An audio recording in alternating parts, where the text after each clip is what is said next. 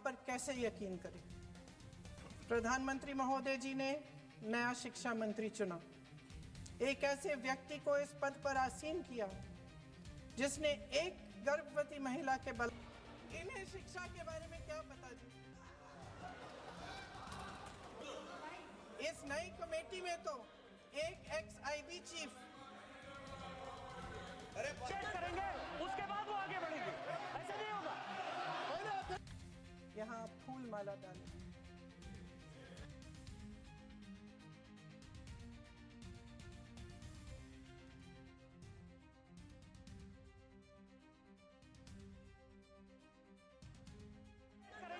उसके बाद वो आगे बढ़ेंगे, ऐसा नहीं होगा।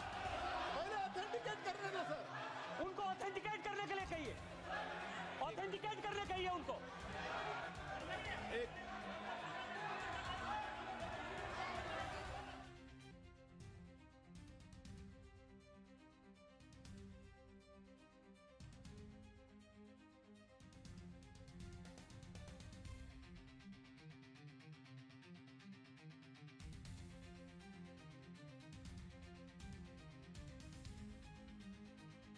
उनको ऑथेंटिकेट करने के लिए कहिए, ऑथेंटिकेट करने कहिए उनको।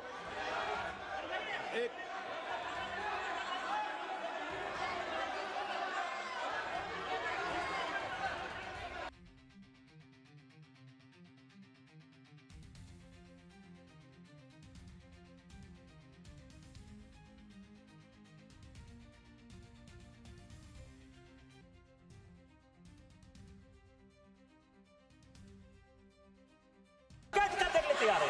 अय्याज थे, नेहरू अय्याज थे। मैं फिर दोबारा रिपीट कर रहा हूं, आई एम अगेन रिपीटिंग। यही फैक्ट है और वो किताब में ऑथेंटिकेट करके दे रहा हूं। I am authenticating that book.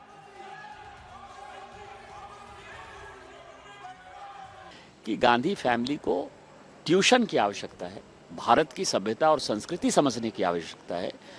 और जो एक कहावत है कि अभिवादन शीलस्य और नित्यं वृद्धा पश्येभिनः चत्वारि तस्य वर्धन्ते आयुर्विद्या यशोबलम, कि बड़ों का यदि आदर करिएगा तो आपको आयु, विद्या, यश और बल ये चारों बढ़ेगा। तो जो कांग्रेस का ह्रास हो रहा है, कांग्रेस जो धीरे धीरे डाउन जा रही है, उसका उदाहरण आज दिखाई दिया कि उनको बड़ों के प्रति कोई आदर नहीं है। इस कारण से कांग्रेस खत्म हो रही है, फिनिश हो रही है और एक समय ऐसा आएगा कि कांग्रेस भी हुआ करती थी एक इतिहास का पार्ट हो जाएगा। संसद में निष्काम दुबे के अय्याश वाले बयान पर कांग्रेस भड़की हुई नजर आई। कांग्रेस सांसद सुखदेव भगत ने कहा कि व्यक्तिगत अपमान सही नहीं है। बेशक आप कुठित हैं, लेकिन मर्यादाओं का ध्यान रखना जरूरी है।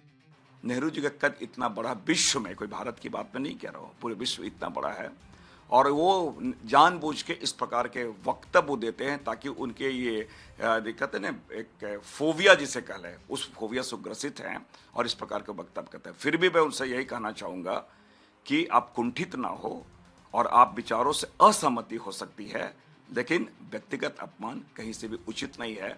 और जो देश के सर्वोच्च सदन है लोकतंत्र का, वहाँ इस प्रकार के असंसदीय भाषा का प्रयोग करना कहीं से भी उचित नहीं है। विद्यार्थियों के बीच में जाए।